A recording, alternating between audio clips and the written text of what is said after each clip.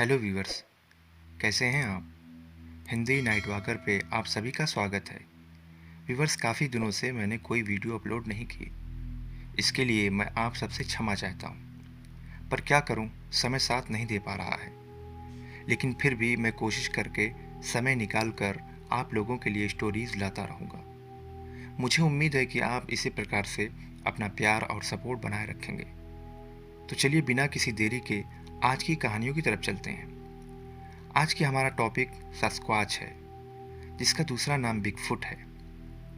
Asia में इसे यति के नाम से जाना जाता है और इसी जैसे मिलते जुलते क्रिएचर को अलग अलग जगहों पर लोग उनके अलग अलग नामों से उन्हें जानते हैं। नॉर्थ अमेरिका के जंगलों में इसके पाए जाने के ज़्यादा चांसेस हैं। ये देखने में बहुत ताकतवर होते हैं। ज़्यादातर इन्हें काले या भूरे रंग में देखा गया है। इनका पूरा शरीर बालों से ढका हुआ होता है। इनकी लंबाई के बारे में कहा जाता है कि ये 9 से 10 फीट तक लंबे होते हैं और कुछ लोगों का कहना है कि 10 से 15 फीट तक इनकी लंबाई होती है। कुछ लोगों के अनुसार ये इंसानी फेस से मिलता जुलता बताया गया है, लेकिन अक्सर ये कहते हैं कि ये बंदर से ज़्यादा मिलता है। 1971 में अमेरिका के डैलस में कई लोगों ने पुलिस एफआईआर करवाई कि उन्होंने एक बहुत बड़े बंदर को देखा है, और उनमें से एक ने यहाँ तक कहा कि उसने उस क्रिएचर को अपनी राइफल के स्कोप में देखा है, लेकिन वो उसे शूट नहीं कर पाया क्योंकि वो इंसानों से काफ़ी मिलता जुलता दिखाई दे रहा था। तो व्यूअर्स, मुझे लगता है इतनी जानकारी सस्क्वाच के बारे में काफ़ी है। तो चलिए आज की अपनी कहानियों की तरफ चलते हैं। ये पहली घटना वाशिंगटन के क्रीक रोड के पास के जंगलों की है। एक शिकारी जो ओलंपिक नेशनल फॉरेस्ट में बारहसिंगा का शिकार करने गया हुआ था। चलिए अब आगे की कहानी उसी के पॉइंट ऑफ व्यू से सुनते हैं।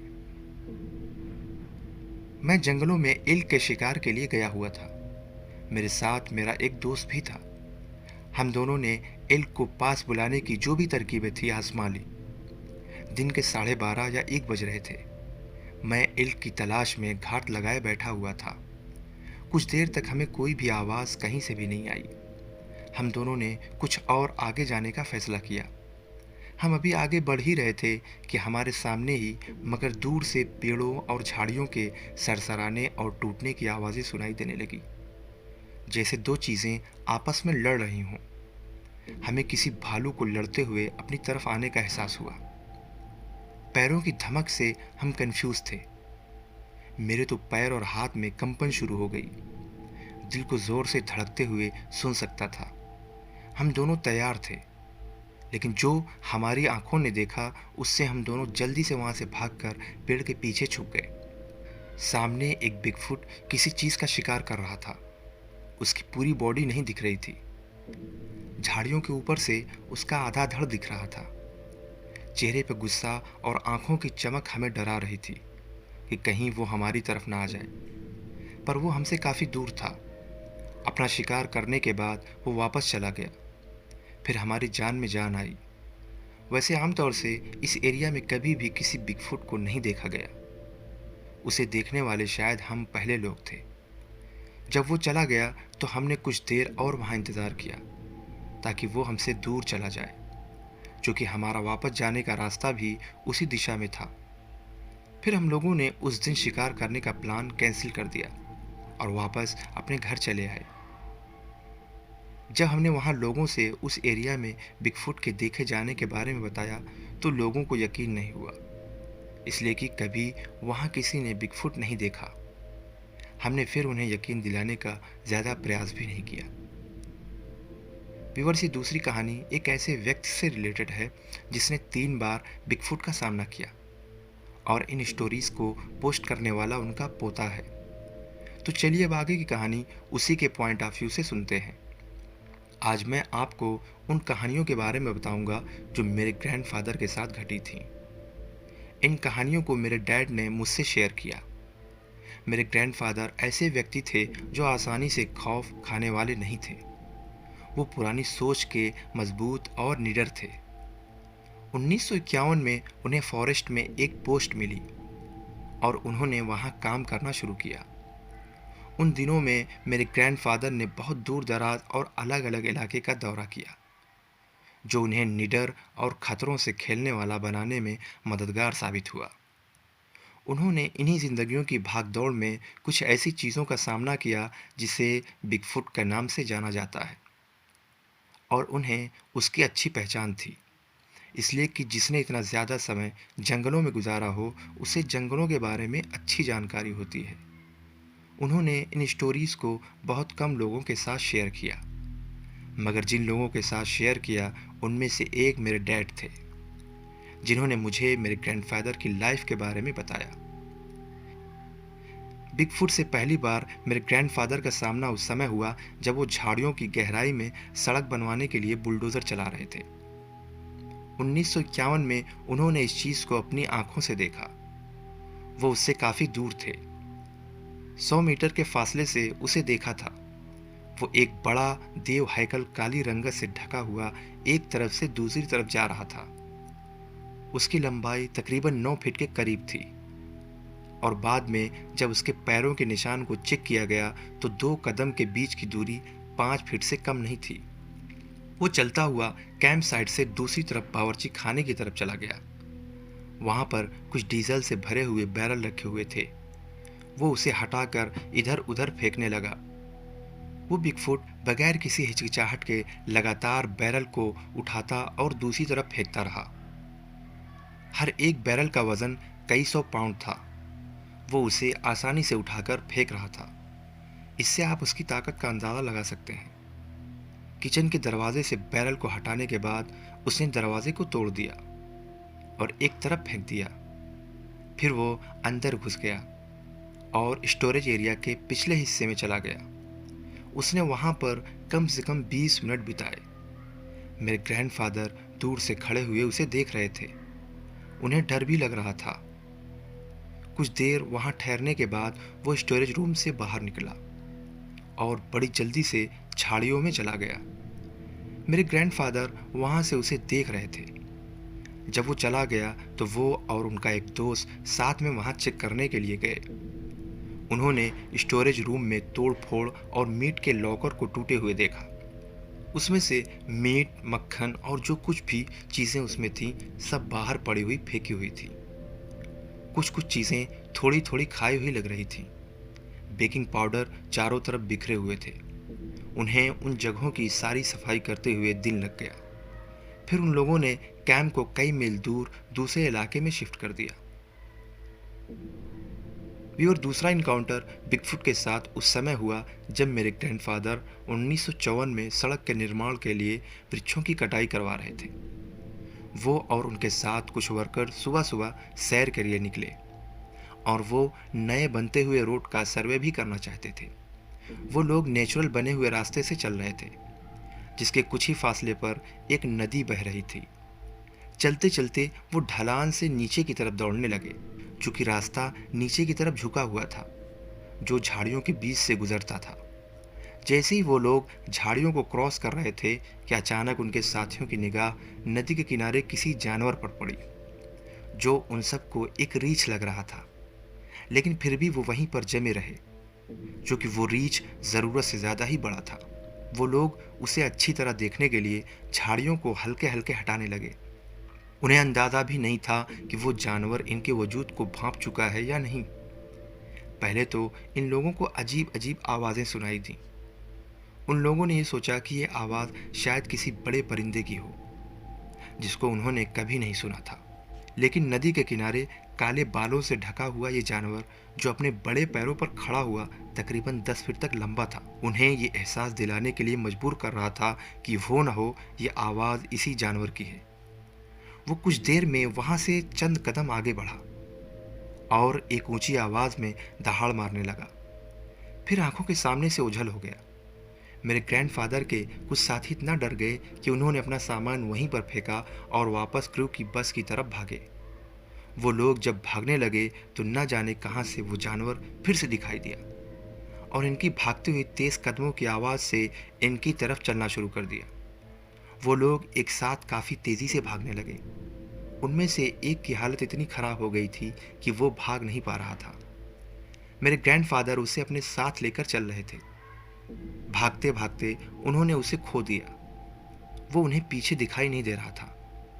जो लोग मेरे ग्रैंडफादर के आगे भाग रहे थे, अचानक उन्होंने अपना रास्ता बदल दिया। मेरे ग्रैंडफादर को ये लगा कि शायद वो जानवर इनके पीछे भागा हो। वो भागते रहे। भागते भागते उन्हें एहसास हुआ कि उनकी बगल की झाड़ियों में कोई हरकत हो रही है। वो हल्का धीरे चलने लगे, तो वो हरकत की आवाज़ें भी कम हो गईं। मेरे ग्रैंडफादर को कुछ बदबू भी महसूस हुई। उन्हें लग रहा था कि वो बड़ा जानवर उनका पीछा कर रहा है। वो बिना रुके लगातार क्रू की बस की तरफ भागते रहे। ये बदबू उनके बस तक पहुंचते ही गायब हो गई। बस के पास पहुंचने पर उन्होंने देखा कि उनका एक साथी गायब है, जो किसी दूसरे रास्ते की तरफ भाग गया था।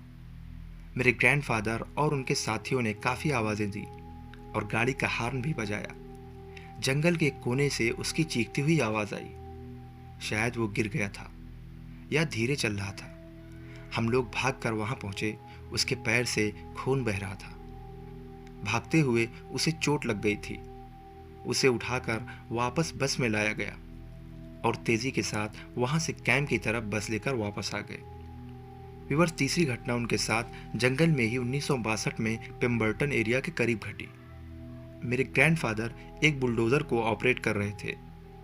जब शाम हो गई तो मेरे ग्रैंडफादर ने काम बंद किया और मशीन को वापस बड़े फ्यूल टैंक की तरफ लेकर चलने लगे। जब वो वापस मशीनों को ट्रेलर की तरफ लेकर जा रहे थे तो उन्हें वो बिगफुट दिखाई दिया, जो उनसे 100 फीट की दूरी से सड़क पार कर रहा था, जो इतना लंबा था कि उसके 2 कदम ने रोड को छोड़ दिया। आंखें गाड़ी की रोशनी में हल्की नारंगी कलर की चमकते हुई लगी। ये पेड़ों से टकराता हुआ आगे बढ़ रहा था। 20-30 फीट लंबे पेड़ इस तरह हिल रहे थे मानो हल्की फुल्की घास फूस हों, और इस प्रकार से हिल रहे थे जैसे कोई भूकंप इन्हें हरकत दे रहा हो। वो बिगफुट जंगल में आगे बढ़ता चला गया। मेरे ग्रैंडफादर उसे अच्छी तरह पहचानते थे, क्योंकि उनका सामना इस क्रिएचर से पहली बार नहीं हुआ था। वो उसे देखकर कुछ देर वहीं रुके रहे। फिर वो आगे बढ़े और दोराहे से होते हुए अपनी मंजिल तक पहुंच गए। उन्होंने अगले कई हफ्ते उस सड़क के निर्माण में वहां गुजारे। फिर उसके बाद उन्हें वो जानवर कभी दिखाई नहीं दिया, जबकि मेरे ग्रैंडफादर ने उम्मीद नहीं हारी थी। उन्हें यकीन था कि कभी न कभी फिर से वो उन्हें दिखाई ज़रूर देगा। व्यूअर्स, ये स्टोरी उस व्यक्ति की है जिसने अपने पहले इनकाउंटर को लोगों के साथ शेयर किया है। तो चलिए कहानी सुनते हैं। मैं मिडिल टेनेसी में रहता हूँ। लंबी कहानी को शॉर्ट करते हुए मैं आपको सुनाऊंगा। मैं अपनी पूरी ज़िंदगी में ज़्यादातर बिगफुट के बारे में कोई इंटरेस्ट नहीं रखता। मुझे उनका यकीन है और ज़्यादातर मैं उनके बारे में शोज़ देखते हुए बड़ा हुआ हूँ। लेकिन जैसा एक्सपीरियंस मैंने अपनी लाइफ के कुछ खास हिस्सों में किया, वैसा मैंने कभी नहीं किया। ये सारे क्रिएचर वेस्ट कैलिफोर्निया से लेकर कनाडा तक रहते हैं। 2010 में मेरे लिए सब कुछ बदल गया। वो दिन वीकेंड का एक यादगार दिन था। मैं ऐसी जगह रहता हूँ जहाँ जंगली आबादी काफ़ी ज़्यादा है और मेरा घर जंगलों के किनारे पर है। हमारे पीछे की ज़मीन और जायदाद 60 एकड़ से कम नहीं है, जो बगैर किसी बाउंडेशन के है। कोई चारदीवारी नहीं, बल्कि पूरा खुला हुआ है। अच्छा और खूबसूरत लगता है। मैं प्रेशर वाशर से अपने सेंटर यूनिट कूलिंग वेंट को साफ कर रहा था कि अचानक मेरे कानों में कुछ ऐसी आवाज़ें आईं जो पेड़ों की डालियां टूटने की तरह लग रही थीं, और ये आवाज़ें लगातार आती रहीं। मैं पीछे घूमा तो मैंने देखा कि वो चीज़ कितनी बड़ी और काली है, और वो काफ़ी तेज़ है। वो काफ़ी तेज़ चल रहा था और हाँफ भी रहा था। वो एक देव हैकल, बड़ा और डरावना लग रहा था। उसके हाथ पैर चौड़े और खुले हुए थे। उसके रास्ते में मौजूद हर चीज़ टूट रही थी। मैं नहीं समझ पाया। ऐसा लगता था कि मेरे सोचने की शक्ति खत्म हो गई है। मेरे होश उड़े हुए थे। मैं सदमे में था। जब मैंने उसे फर्स्ट टाइम देखा तो वो मुझसे काफ़ी पीछे था। अच्छा ये हुआ था कि उसकी नज़रें मुझ पर नहीं पड़ी थी। बस वो चलता ही जा रहा था। कुछ दिन बाद एक दिन मेरा कुत्ता भौंकता ही जा रहा था। वो चुप होने का नाम ही नहीं ले रहा था। हमारे पिछले सहन में बाड़ लगी हुई है और वो वहीं रहता है।